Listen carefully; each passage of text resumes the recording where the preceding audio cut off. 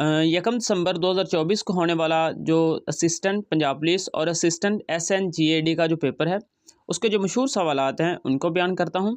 सबसे पहला सवाल है, statue of liberty is located in which country. तो ये जो स्टैच्यू ऑफ लिबर्टी है ये अमेरिका का जो शहर है न्यूयॉर्क सिटी है उसमें वाक़ है।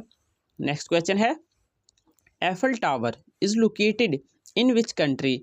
जो एफल टावर है ये फ्रांस में वाक़ है। नेक्स्ट क्वेश्चन था, नेशनल बर्ड ऑफ पाकिस्तान, के पाकिस्तान का जो नेशनल बर्ड है वो कौन सा है कौमी परिंदा, तो वो है चकोर। नेक्स्ट क्वेश्चन है, Liaquat Ali Khan assassinated in which city. Liaquat Ali Khan को 16 अक्टूबर 1951 को कत्ल किया गया और किस शहर में पूछा गया था, रावलपिंडी जो शहर है वहाँ पर कत्ल किया गया।